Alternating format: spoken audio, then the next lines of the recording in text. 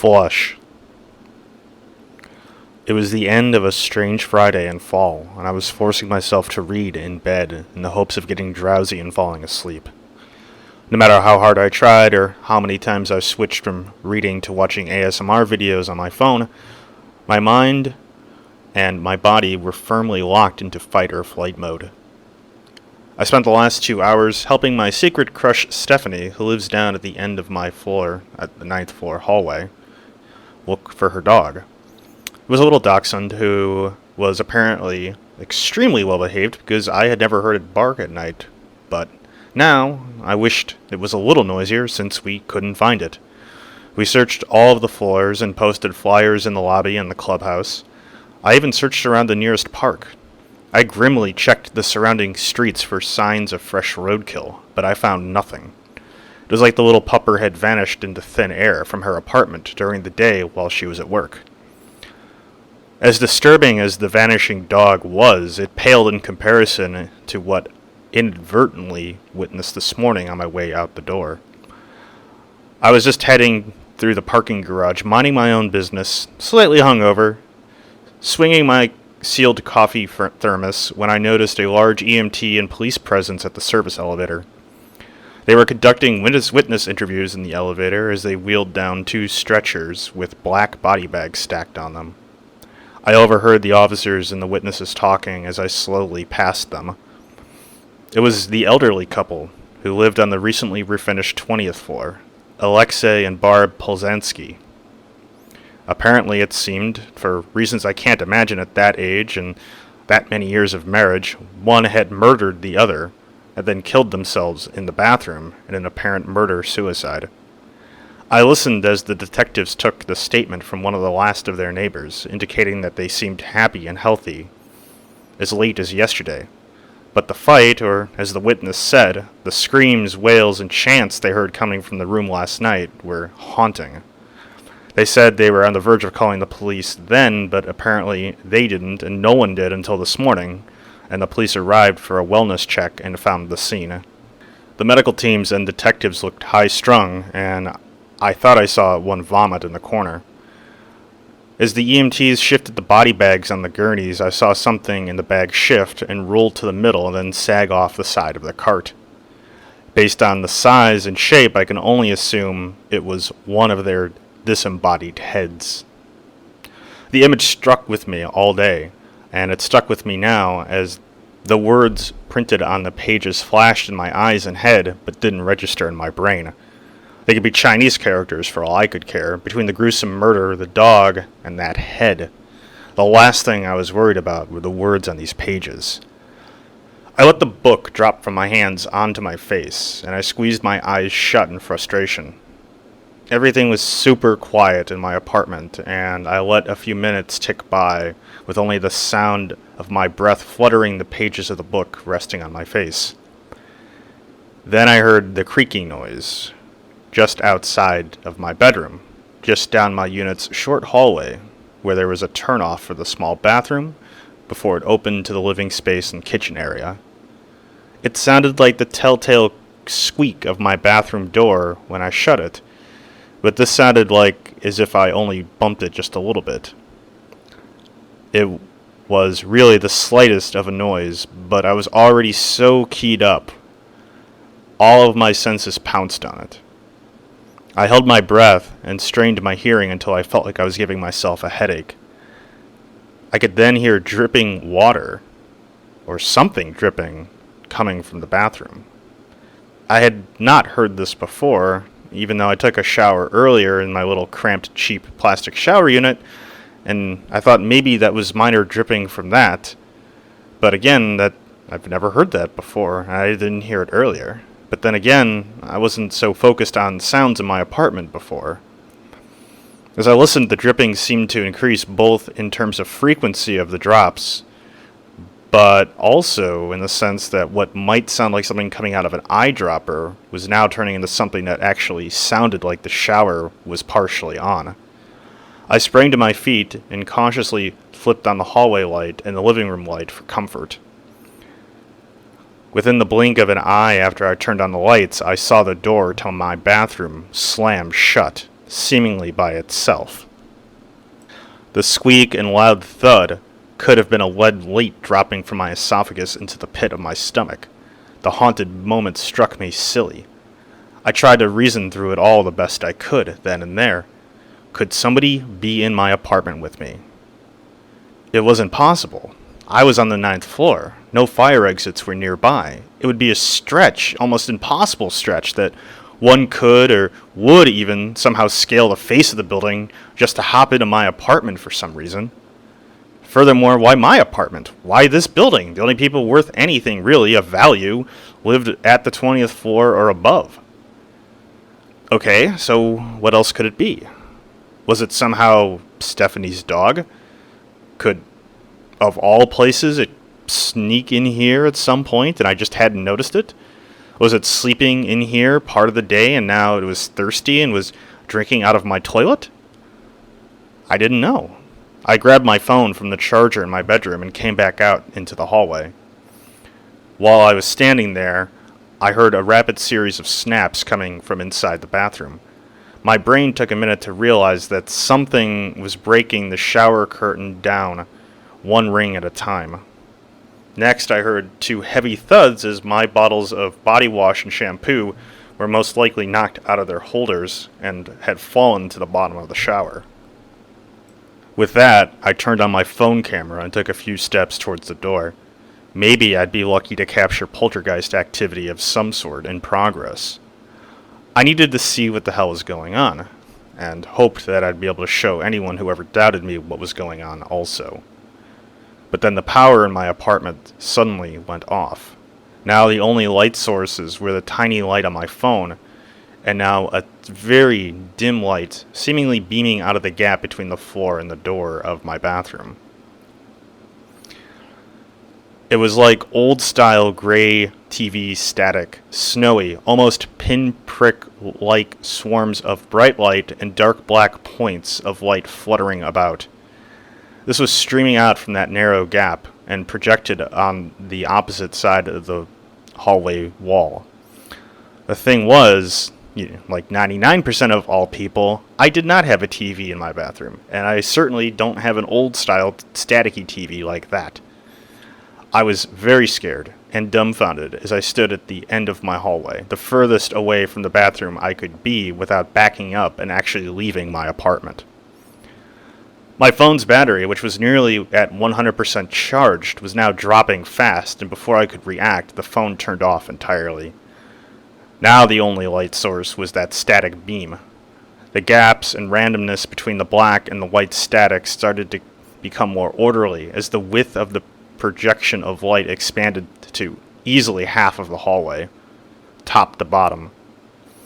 It was like watching the unanimated background to an old black and white cartoon.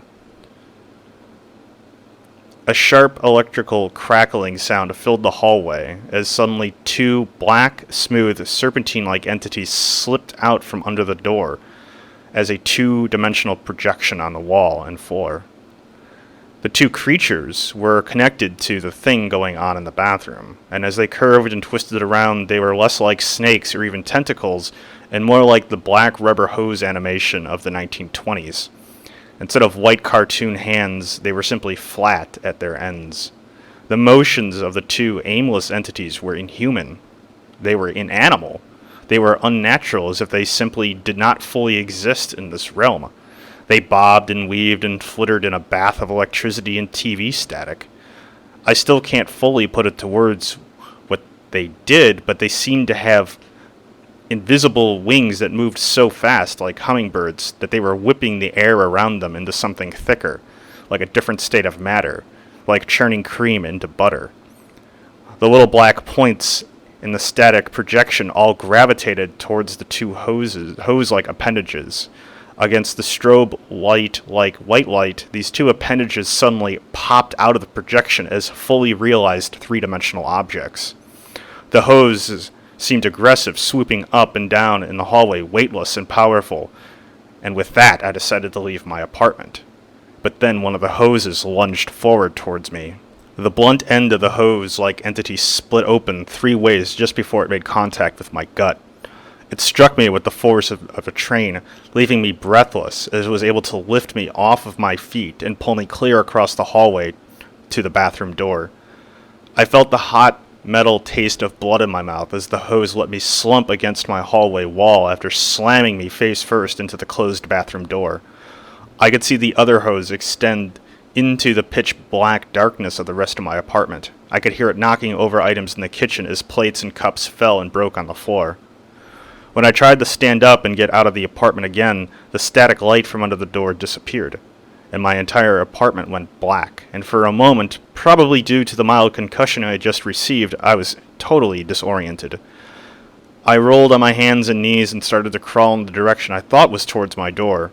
I reached out in the darkness to feel the walls. I was rendered weightless again, this time by an unseen force, as I was stood up and rammed repeatedly into my bathroom door. The door itself shook on its hinges each time I was bashed against it. I was worried that I might actually break through the thin pressboard and then be hauled face to face with whatever had invaded my bathroom. But it was almost worse than that. On the 10th time the door had suddenly swung open, and I was knocked back down to the ground, and I could feel wet tile instead of the rough carpet on my fingers. I was in my bathroom, in the dark, with this thing. I started yelling, even though my head was overwhelmed with a deafening electrical crackle and buzzing noise. I flailed around for anything to grab onto, as it felt like something was trying to pull my head clean off of my body. In my mad and blind struggle for anything, I pushed down on the toilet flush.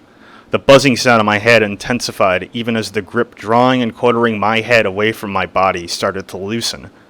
The static light was beaming up at me from the toilet, as I somehow was suspended in midair over my sink and the toilet itself. As the light turned from black in the middle with a brilliant white aura to a gray muddled strobe and static, I felt myself slowly start to fall, and eventually I came crashing down from the ceiling onto the toilet and sink, smashing both. I was in a heap of broken ceramics and a puddle of water when I finally turned myself upright. I was battered and bruised, and as I tried to not add any cuts to my injuries as my hands ran over the sharp shards peppering my tile bathroom floor. I jumped and yelped when the power in my apartment suddenly was restored and my hallway lights streamed in through the open door. As I turned over, I saw my shower for the first time in the light. Some sort of fibrous material had grown inside of it. It looked like thick spider webbing, as white as could be. A tall, thick stalk of it seemed to grow out of the shower drain and then expand into something that looked like a cross between a sea urchin naval mine and a koosh ball, with the dozen or so points adhering to the sides of the shower, the ceiling, and even the opposite wall. I groaned as I rose to my feet, and I went to touch the cotton candy-like substance. I just barely brushed my fingertips on it when it felt like I was touching an electrified razor wire fence. The jolt physically knocked me back down, while the tips of my fingers started to bleed. Tendril by tendril, point by point of this nest or web or cocoon or whatever it was, blinked out of existence until all of it, including the round sphere in the center and the stalk, were simply gone, leaving just little strands of plastic material about that I recognized as bits of my shampoo bottles and shower curtain. I had to call a plumber. I had to call my maintenance people. I had to call the police. It all raced in my head as I decided what in the hell had just happened to me, had happened to my bathroom. I must have stood in that bathroom with racing thoughts for 20 minutes before I decided to try to do anything. I stayed up all night waiting for the emergency plumber to fix my toilet, which was now periodically flushing itself and splashing water all over my bathroom floor. I didn't know what I was going to tell them, or my landlord. I was probably going to have to lie and tell them I got drunk and slipped and broke it, because horrifying 1920s cartoon manifestation wasn't going to cut it. I jumped when I heard a knock on my door. I already ran through what I was going to say to the plumber 1,000 times, but when I answered the door, it wasn't a plumber or a maintenance person. It was Stephanie. She was in complete and utter tears and breaking down. She told me somebody found her dog on the 5th floor in their bathroom. The person claimed they had no idea how it got there, and it was even worse. Not only was the dog dead, but it was horribly mutilated, with its body smashed flat like a pancake, bones and organs pulverized, but somehow the skin was still intact. The dog was also missing its head. The only thing recognizable on it was its name tag embedded in its flesh. While originally Stephanie said she wanted to call the police on the person who claimed to have found it that way, she said there was no way that that fifth-floor resident could have had anything to do with its demise in that state. A parade of maintenance personnel, electricians, plumbers, EMT, fire, and police swarmed my apartment complex that evening as anomalies occurred on almost every floor. The sprinklers were triggered on the 7th floor. The heaters were turned up so high on the 12th floor that the paint around them was said to be melting. Almost every window was cracked in an identical manner on the 4th floor. Someone said all of their metal objects, flatware, TV, picture frames, and the like, were somehow magnetized to their ceiling on the 3rd floor. Every car in the first level of the parking garage had their car alarms triggered. And most alarming of all was the very real near tragedy of 3 residents being seriously injured by an elevator drop into the building's basement. It would take days to get all of the damage, injuries, and reports sorted out, most of which centered on something seemingly coursing its way down and throughout the building's water, sewer, and electrical supply. I arranged to take the bizarre and gruesome remains of Stephanie's dog to get cremated. Sometime after that, besides the lingering terror of my own bathroom and my numerous sore wounds, my memories and the collective memory of those affected by it seemed to fade. Exactly 1 week later, I was leaving for work as usual when a congregation of men and women in black and white religious-looking garb made their way into the building. Their clothes were pressed, prim and proper. Their faces were partially obscured by wide-brim hats or veils. Their mouths and cheeks were blank, devoid of expression. They moved almost as if they were part of a single entity. The tall, thin leader carried a small book close to his side.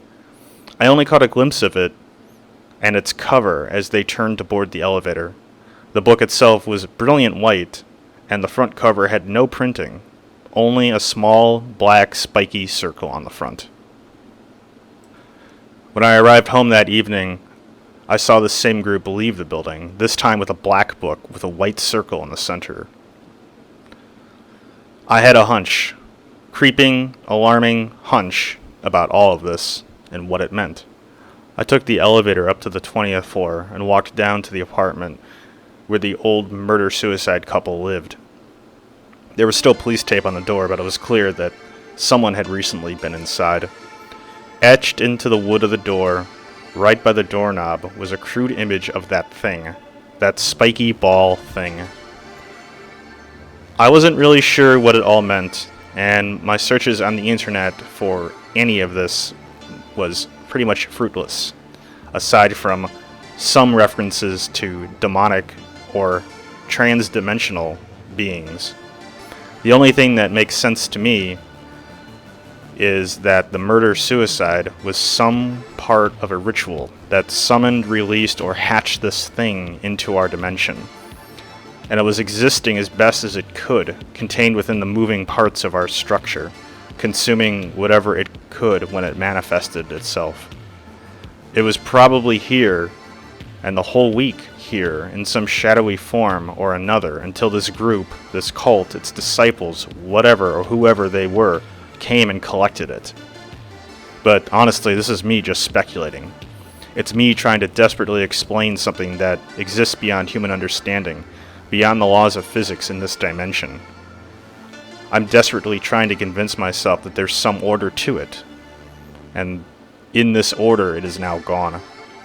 Whatever this thing was, I have this hope, and only this hope, that it's gone, and that I will never see another one.